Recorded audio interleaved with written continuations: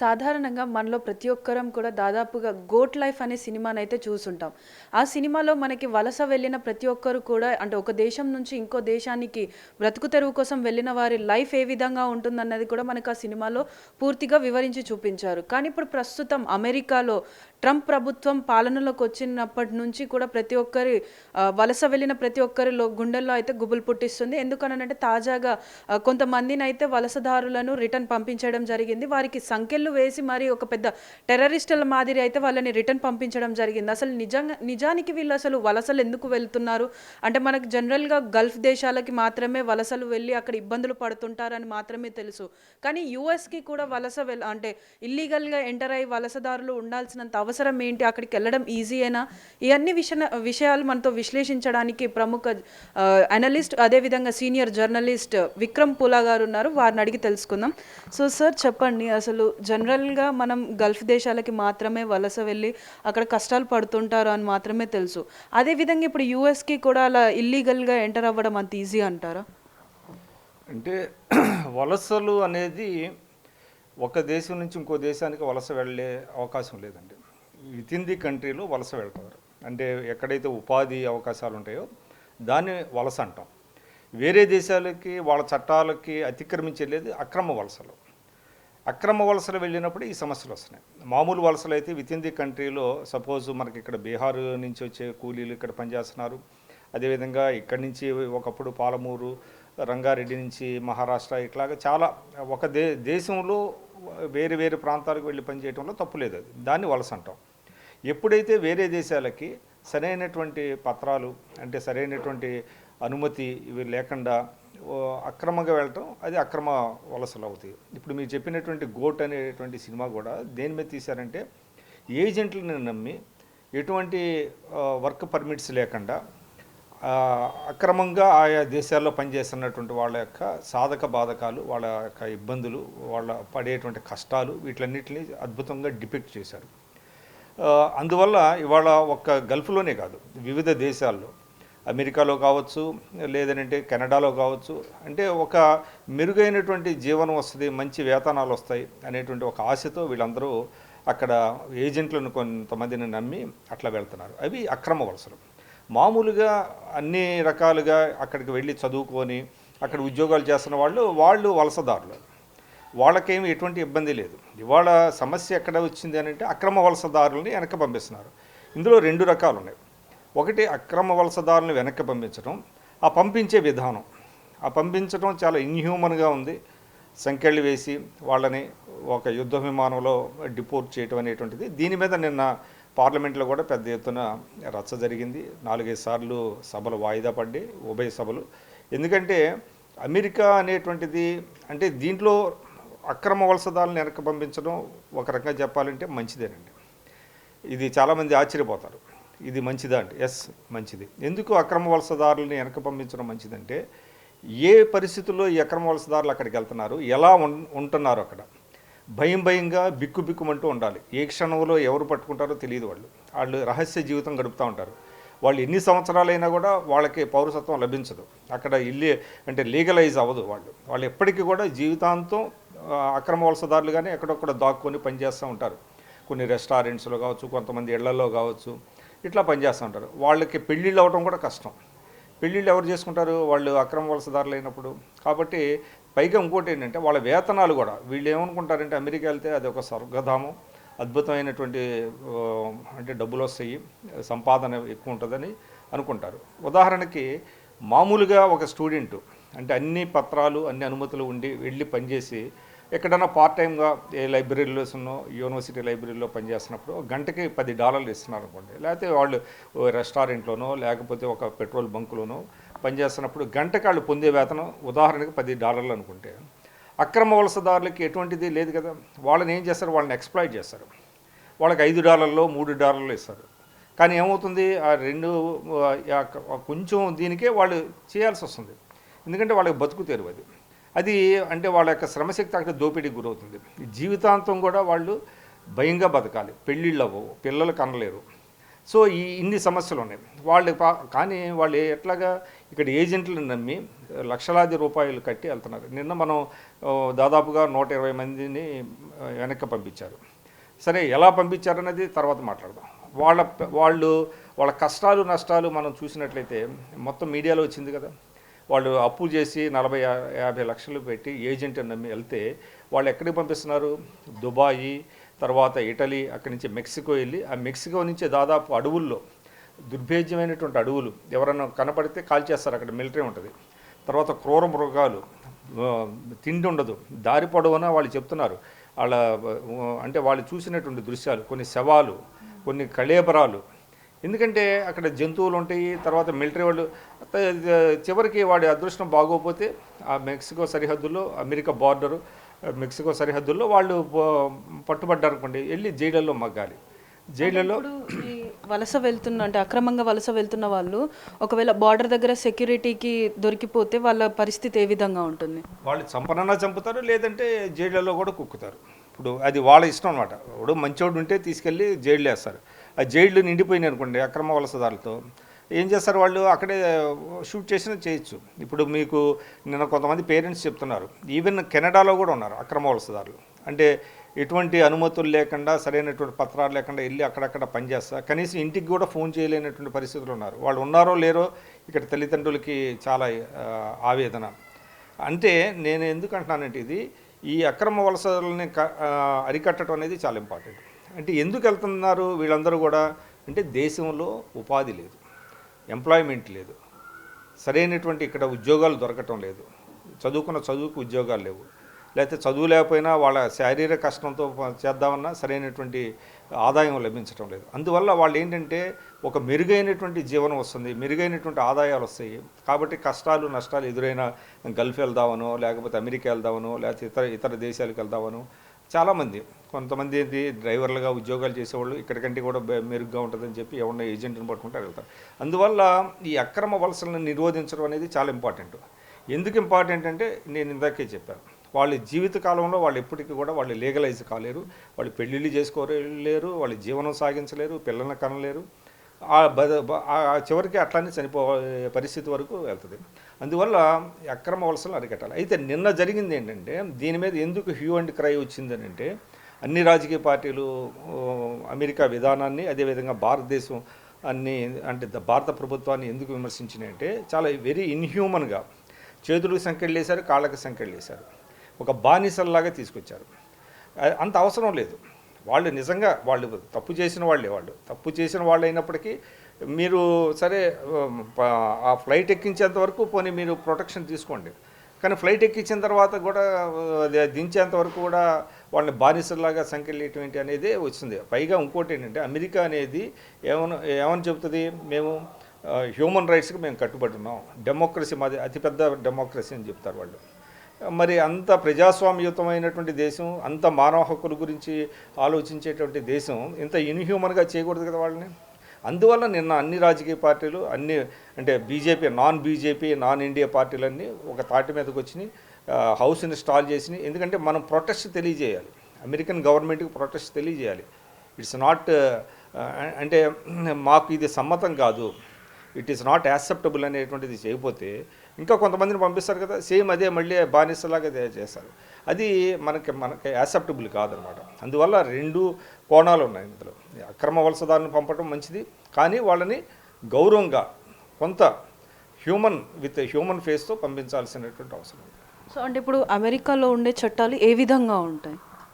అమెరికాలో చట్టాలు గతానికి ఇప్పటికి మారిపోయినాయండి. ట్రంప్ వచ్చిన తర్వాత సపోజు మీకు అక్కడ ఏంటంటే, ఎవరైనా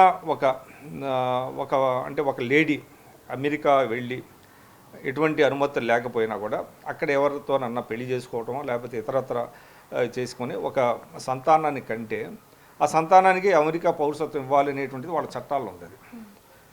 అది దానివల్ల ఏంటంటే, చాలామంది మెక్సికన్లు చాలామంది అమెరికా వెళ్తారు. అమెరికా వెళ్ళి ఎక్కువగా గర్ల్స్ అందరూ వెళ్ళి అక్కడ ఏంటంటే, అక్కడ స్థిర నివాసం ఏర్పడాలని, అంటే ఇప్పుడు పుట్టిన బిడ్డకి సంరక్షకురాలుగా ఆమెకి ప్రొటెక్షన్ వస్తుంది. అందుకని ఏం చేస్తారు, వాళ్ళు వెళ్ళి ఎవరో ఒక పిల్లోని కంటారు. కనీసం ఏమవుద్ది, వాళ్ళ సంతానానికి అక్కడ పౌరసత్వం వస్తుంది, వాళ్ళ సంరక్షకురాలుగా వీళ్ళని కూడా ఎలో చేస్తారు. సో ఆ విధమైనటువంటి చట్టాలు ఉన్నాయి అక్కడ. కానీ ఇప్పుడు ట్రంప్ ఏం చేస్తున్నాడంటే వాళ్ళకు కూడా జన్మతః ఎవరైనా వచ్చి అట్లా బిడ్డను కంటే మా అంటే land of the law of the land అంటారు, ఆ ల్యాండ్ మీద ఎవరు జన్మించినా కూడా వాళ్ళకి చట్టం ఉండదు. ఇప్పుడు ఇంకోటి ఏమవుద్దంటే H1B వీసా మీద మన వాళ్ళు చాలామంది ఉంటున్నారు. ఇప్పుడు వాళ్ళు పెళ్ళిళ్ళు చేసుకొని వాళ్ళ సంతానానికి ఇంతకుముందు పౌరసత్వం లభించేది, ఇప్పుడు వాళ్ళు కూడా ఇవ్వమని చెప్తున్నారు. ఎందుకు చెప్తున్నారు ఇవన్నీ, ఎందుకు వస్తున్నాయి అంటే రకరకాల కారణాలు, రాజకీయపరమైనటువంటి కారణాలు ఉన్నాయి. అదేవిధంగా కొన్ని అక్కడ లోకల్గా స్థానికంగా ఉండే వాళ్ళకు ఉద్యోగాలు రావట్లేదు, వలసదారులందరూ మా అవకాశాలని కొల్లగొట్టేస్తున్నారు అనేటువంటిది ఒకటి బాగా అక్కడ స్థానికుల్లో బాగా ఎక్కువగా ఉంది. సో వీటన్నిటి వల్ల ఏంటంటే ఆ చట్టాలు మార్పులు తీసుకొస్తున్నారు. ఇంతకు ముందులాగా లేదు, ఇవాళ అమెరికా కూడా చాలా కఠినంగా ఉంది. కాబట్టి ఇక్కడ కూడా మనకేంటంటే ఇండియాలో కూడా అవకాశాలు పెరగాలండి, ఉద్యోగ ఉపాధి అవకాశాలు పెరగాలి, ఇక్కడ కూడా మంచి వేతనాలు రావాలి. కాబట్టి అది వస్తే ఈ అక్రమ వలసలు అనేటువంటి సమస్య పరిష్కారం అవుతుంది. సో అంటే ఇప్పుడు జనరల్గా మనం చూస్తూ ఉన్నాం, ఇక్కడ నుంచి అక్కడికి వెళ్ళిన వాళ్ళు రెఫ్యూజీస్గా కూడా మారుతున్నారు. రెఫ్యూజీస్గా మారిన వాళ్ళకి కనీసం వాళ్ళ స్వదేశంలో వాళ్ళకి ఐడెంటిటీ ఉండదు, వాళ్ళకి ఏం జరిగినా కూడా పట్టింపు అనేది ఉండదు. సో అంటే ఇంత లైఫ్ని రిస్క్లో పెట్టి వీళ్ళందరూ ఇన్ని దేశాలకు వలస వెళ్ళడానికి కారణం ఇక్కడ ఉపాధి సరిగ్గా లేకపోవడం వల్లేనా? ఇప్పుడు ఇక్కడ సరైనటువంటి ఉపాధి ఉందనుకోండి, ఎందుకు వెళ్తారు ఎవరైనా కూడా? ఇప్పుడు అమెరికా ఎందుకు డాలర్ డ్రీమ్స్ అని ఎందుకు అంటున్నారు?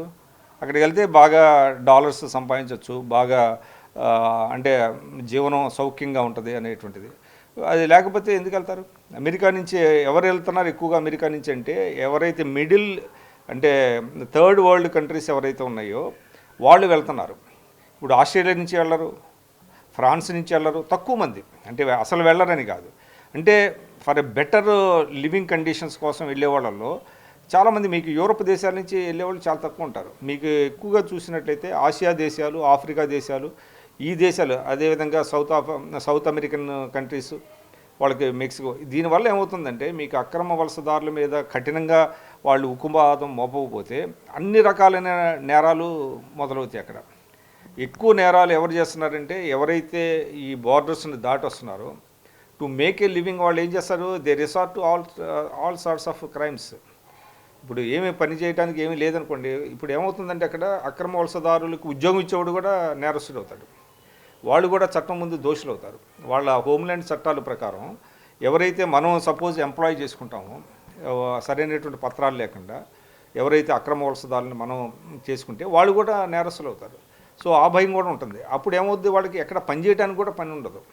లేనప్పుడు ఏం చేస్తారు వాళ్ళు, లాస్ట్ రిసార్ట్ వాళ్ళు రాబరీస్కి, దొంగతనాలకి, ఇతరత్ర నేరాలకి, డ్రగ్ పెడలర్స్గా రకరకాల ఇంకా ఏదో ఒక వృత్తిని ఎంచుకుంటారు, ఇల్లీగల్ యాక్టివిటీస్లోకి వెళ్ళిపోతారు. సో దానివల్ల ఏమవుతుందంటే అమెరికా సమాజంలో కానీ ఏ సమాజంలో కానీ బయట నుంచి వచ్చే వాళ్ళ వల్ల నేరాలు పెరుగుతున్నాయి. సో ఆ ఆందోళన కూడా వాళ్ళకి కూడా ఉంటుంది. ఇప్పుడు మనం కూడా ఎందుకు పాకిస్తానీస్ని, బంగ్లాదేశీని ఇప్పుడు ఎన్ఐఏ వాళ్ళు వచ్చి సోదాలు చేస్తుంటారు అప్పుడప్పుడు మనకి హైదరాబాద్లో. ఎందుకు చేస్తున్నారు వాళ్ళు? వాళ్ళందరూ వచ్చి అట్లా ఇల్లీగల్గా వచ్చిన వాళ్ళు అందరూ కూడా నేరస్తులు కారు వాళ్ళు, కానీ ఇక్కడ ఉండటానికి లేనప్పుడు వాళ్ళు ఏంటంటే నేరాలకు పాల్పడే అవకాశం ఉంది. అందువల్ల వాళ్ళని తిప్పి పంపిస్తూ ఉంటారు, ఎప్పటికప్పుడు అరెస్టులు చేస్తూ ఉంటారు, బంగ్లాదేశ్ని వెనక పంపుతారు, లేదా పాకిస్తానీని వెనక పంపుతారు, లేదంటే జైలులో వేస్తారు. మనం కూడా అక్రమ వలసదారులను మనం కూడా యాక్సెప్ట్ చేయట్లేదు కదా, ఇండియా కూడా యాక్సెప్ట్ చేయదు. ఇప్పుడు మన జాలర్లు శ్రీలంకకి వెళ్ళారనుకోండి, శ్రీలంక వాళ్ళు అరెస్ట్ చేస్తారు. అక్కడ వాళ్ళు పొరపాటున మన సరిహద్దు దాటి భారత సముద్ర జలాలను దాటి శ్రీలంక సముద్ర జలాల్లోకి వెళ్తే ఈ మధ్య వాళ్ళ బోటు మీద కూడా ఫైరింగ్ చేశారు, ఒకతను ఆల్మోస్ట్ చనిపోయాడు. సో ఎవరు కూడా అక్రమ వలసలని ఇంక్లూడింగ్ ఇండియా, మనం కూడా అక్రమ వలసదారులని ఉపేక్షించము. కాబట్టి అక్రమ వలసదారుల సమస్యని ట్రంప్ చేపట్టడం అనేది దాన్ని మనం తప్పుపట్టక్కర్లేదు, కానీ అక్కడ పంపించే విధానం మాత్రం తప్పది. అట్లాంటిది ఇన్హ్యూమన్గా కొంత సమయం ఇవ్వాలి, వాళ్ళని గౌరవంగా. ఎందుకంటే భారత్ అమెరికాల మధ్య మంచి సంబంధాలు ఉన్నాయి, మంచి స్నేహ సంబంధాలు ఉన్నాయి, దౌత్యపరమైనటువంటి సంబంధాలు ఉన్నాయి. సో వీటిని దృష్టిలో పెట్టుకొని వాళ్ళని బానిసల్లాగా కాకుండా మనుషుల్లాగా ట్రీట్ చేయాలనేది అందరూ కోరుతున్నారు. సో అంటే ఇప్పుడు దాదాపుగా మన తెలుగు వాళ్ళు యూఎస్లో ఎక్కువ శాతం మంది ఉన్నారు. సో ఇప్పుడు అక్కడ నుంచి ఇల్లీగల్ అంటే మీరు అన్న అక్రమ వలస వెళ్ళిన వాళ్ళు ఇండియాకి వచ్చిన తర్వాత వాళ్ళ పరిస్థితి ఏ విధంగా ఉంటుంది? అంటే డిపెండింగ్ ఆన్ దేర్ క్వాలిఫికేషన్స్ అండి. ఇప్పుడు ఎవరైతే క్వాలిఫికేషన్స్ అంటే సపోజు ఏమీ చేయలేకుండా ఏదో ఒక స్కిల్స్ ఉంటాయి కదా, ఆ స్కిల్స్ ప్రకారం ఏదో ఒకటి చేసుకుంటారు. ఇప్పుడు గల్ఫ్ నుంచి చాలామంది వెనక్కి వస్తున్నారు. గల్ఫ్కి వెళ్ళే వాళ్ళు ఎవరు ఉన్నారు? డొమెస్టిక్ హెల్ప్స్ ఉంటారు ఎక్కువ మంది. తర్వాత ఇతరత్ర కార్పెంటరీ కానీ ఇట్లాంటి వాళ్ళు కూడా చాలామంది ఉంటారు. సో వాళ్ళు వచ్చిన తర్వాత దే రెజ్యూమ్, వాళ్ళు వాళ్ళ పని వాళ్ళు ఏదైతే వృత్తి వస్తుందో ఆ వృత్తిని చేయాల్సిందే, తప్పదు మరి కాదు. అంతే తప్ప వాళ్ళకి తగిన ఉద్యోగాలే వస్తాయి అంతే. సో అంటే ఇప్పుడు ఇల్లీగల్గా వెళ్ళిన వాళ్ళందరినీ కూడా రిటర్న్ పంపిస్తున్నారు. సో ఇప్పుడు ఈ ఖర్చులన్నీ దాదాపు కొన్ని కోట్ల ఖర్చు అని చెప్పేసి అమెరికా వాళ్ళు ఆల్రెడీ డిక్లేర్ చేశారు. ఈ ఖర్చులన్నీ ఎవరు భరిస్తారు? అటు అమెరికా భరిస్తుందా లేకపోతే ఇండియానే భరించాలా? అది ఆ డిపోర్ట్ చేసే ఖర్చులని ఆ దేశమే తీసుకుంటుందండి. సో వాళ్ళకు వచ్చిన తర్వాత కొన్ని రోజుల పాటు రీహాబిలిటేషన్ సెంటర్స్ ఇండియా చేపట్టాలి. ఎందుకంటే రాగానే ఉద్యోగాలు వచ్చేవి ఎవరికి కూడా. ఇప్పుడు మీరు అన్నట్టుగా వాళ్ళు స్కిల్డ్ లేబర్ ఉంటారు, సెమీ స్కిల్డ్ లేబర్ ఉంటారు, విత్ నో స్కిల్స్ ఉంటారు. కొంతమంది ఊరికే రెస్టారెంట్స్లో టేబుల్స్ తొడవటం అలాంటి వాళ్ళు చాలామంది ఉంటారు. వాళ్ళకి ఇక్కడ రాగానే వాళ్ళకి ఒక ఇది లేదు. దానికి ఒక విధానాన్ని ఏర్పరచాలి ప్రభుత్వం కూడా. నిన్న జయశంకర్ గారు విదేశాంగ మంత్రి చెప్పాడు, మేము చాలా స్పష్టంగా ఉన్నాము, ఇక్కడి నుంచి మేము కూడా అక్రమ వలసను ప్రోత్సహించాం. అదేవిధంగా ఎవరైతే డిపోర్ట్ అయ్యి వస్తున్నారో వాళ్ళకి పట్ల ప్రభుత్వం కూడా ఒక నిర్దిష్టమైనటువంటి కార్యక్రమం, అంటే వాళ్ళు సాధారణంగా ఏం చేస్తారంటే ఒక నెల రోజుల పాటు ఈ రెఫ్యూజీ క్యాంప్స్ లాంటివి పెడతారు. అక్కడి నుంచి వాళ్ళ స్వస్థలాలకు వెళ్ళడానికి ఏదో కొంత డబ్బు సాయం చేయడం కానీ ప్రభుత్వ పరంగా చేస్తారు. సో అంతకు మించి ఇంకా ప్రభుత్వం అందరికీ ఉపాధి కల్పించలేదు కదా. సో అంటే ఇప్పుడు ఇలా వారిని సంఖ్యలు వేసి ఏదైతే వాళ్ళని ఇక్కడికి రవాణా చేస్తున్నారో అలా చేయడం చాలా తప్పు అని చెప్పి దాన్ని మన కేంద్ర ప్రభుత్వం కూడా అంటే దానికి ఎలాంటి స్పష్టత ఇవ్వకుండా దానిని ప్రోత్సహించినందుకు కొన్ని పార్టీస్ కూడా వ్యతిరేకిస్తున్నాయి. అసలు నిజంగా అలా వారిని అలా తీసుకురావడం కరెక్టే అంటారా? లేకపోతే కొంచెం ఇన్హ్యూమన్ అంటే హ్యూమానిటీ చూపించి కొంచెం వచ్చే దారిలో అయినా వాళ్ళకి రెస్ట్ రూమ్స్ యూజ్ చేసుకోవడానికి కానీ లేకపోతే ఇంకా ఏమైనా ఫెసిలిటీస్ ఉంటే వాటిని యూజ్ చేసుకోవడానికి అనుమతిస్తే బాగుంటుంది అంటారు? ఇప్పుడు అంటే ప్రభుత్వం ఏం ప్రోత్సహించాలి, అట్లా పంపించండి అని వాళ్ళు ఏం ప్రోత్సహించాలి. కాకపోతే వాళ్ళ నిరసన గళాన్ని అధికారికంగా తెలియజెప్పాలి. అది ఇంకా చెప్పాల. ఇప్పుడు దాని మీదనే నిన్న పార్లమెంటు స్టాల్ అయింది, 4 సార్లు వాయిదా పడింది. అందరూ బయటకు వచ్చి అన్ని ప్రతిపక్షాల వాళ్ళు మూకమ్మడిగా వాళ్ళు ఏం చెప్తున్నారంటే, మీరు ప్రొటెస్ట్ తెలియజేయండి. అమెరికాకి ప్రొటెస్ట్ తెలియజేయాలి కదా. ఎందుకంటే keeping in view of our relationships with America we can protest. ఇప్పుడు ఏంటంటే వాళ్ళు అంటే ఇల్లీగల్గా వెళ్ళినప్పటికీ కూడా వాళ్ళని అంటే ఇన్హ్యూమన్గా కాకుండా కొంత మానవత్వంతో వాళ్ళని పంపించాలి. దే డిజర్వ్ ద హ్యుమానిటీ అనేది వాళ్ళు చెప్తున్నారు. అది ఎవరైనా మనం కూడా యాక్సెప్ట్ చేస్తున్నాం.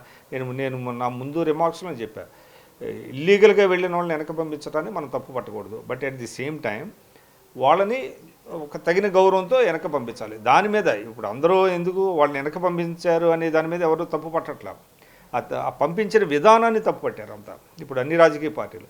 అదేవిధంగా ప్రభుత్వం సరైనటువంటి ఉపాధి అవకాశాలు కల్పించలేకపోతుంది కాబట్టి వీళ్ళు ఈ విధంగా వెళ్తున్నారు.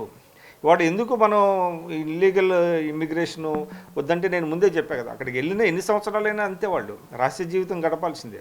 వాళ్ళకేం కుటుంబంగా వాళ్ళు ఉండేటువంటి అవకాశం లేదు. వాళ్ళు పెళ్ళిళ్ళు చేసుకోలేరు, పిల్లల్ని కనలేరు, సరదాగా బయటికి వెళ్ళలేరు, భయంగా జీవితాంతం బతుకుతూ ఉండాలి. ఏ క్షణంలో పోలీసులు పట్టుకుంటే వాళ్ళు జీవితాంతం ఇక జైళ్ళల్లో మగ్గాలి, లేదంటే ఇంకేదన్నా కూడా జరగచ్చు, వాళ్ళ ప్రాణాలు కూడా పోవచ్చు. ఇక్కడికి వస్తే కనీసం ఇక్కడ వాళ్ళ పేరెంట్స్, అందుకనే నిన్న వెనక్కి తిరిగి వచ్చినటువంటి తర్వాత చాలామంది ఏంటంటే వాళ్ళ పిల్లల్ని చూసుకొని వాళ్ళు ఇదవుతున్నారు. ఎక్కడో దూరంగా ఉండి ఉన్నారో లేరో తెలియనటువంటి పరిస్థితుల్లో ఈ తల్లిదండ్రులు కూడా కొంత ఊరట లభిస్తుంది. కనీసం మన కళ్ళ ముందు ఉంటున్నారు, లీగల్గా ఉండగలుగుతున్నారు, మన దేశంలో ఉండగలుగుతున్నారు అనేటువంటి ఒక ఉంటుంది కదా. అందువల్ల ఈ సమస్య పట్ల కేంద్ర ప్రభుత్వం కూడా దృష్టి సారించాలి. ఏదైతే డిపోర్ట్ చేస్తున్నారో వాళ్ళందరినీ కూడా తగిన గౌరవంతో తీసుకురావాల్సినటువంటి బాధ్యత ఉంది. సో చూస్తున్నారు కదా, అంటే వలస వెళ్ళడం తప్పు కాదు, కానీ వలస వెళ్ళడం తప్పు, వారిని పంపించే విధానంలోనే తప్పు ఉంది. వారిని కొంచెం మానవత్వంతో వారికి ఒక మర్యాదతోటి రిటర్న్ పంపిస్తే ఎలాంటి ఇబ్బందులు ఉండే, అదేవిధంగా రిటర్న్ వచ్చే వాళ్ళలో దాదాపు నిన్న 104 మందిని అయితే వెనక్కి పంపించడం జరిగింది. అందులో మహిళలు ఉన్నారు, చిన్నపిల్లలు ఉన్నారు. వారిని చిత్రహింసలు పెడుతూ సంఖ్యలు వేసి ఈడికి తీసుకొచ్చారని చెప్పేసి వాళ్ళ ఇబ్బందులను అన్నీ చెప్పుకోవడం జరిగింది. అలా ఇబ్బందులు లేకుండా రిటర్న్ పంపించి ఇక్కడ ఉన్న గవర్నమెంట్ కూడా వాళ్ళకి తగిన చర్యలు తీసుకుంటూ వారికి ఎలాంటి స్కిల్స్ ఉన్నాయో దాంట్లో వారికి ఉపాధి కల్పిస్తే ఇలా ఇల్లీగల్గా వెళ్లాల్సిన అవసరాలు ఉండవు అని చెప్పేసి తెలుపుతున్నారు. కెమెరామ్యాన్ వంశీతో శ్రావణి, బిగ్ టీవీ, హైదరాబాద్.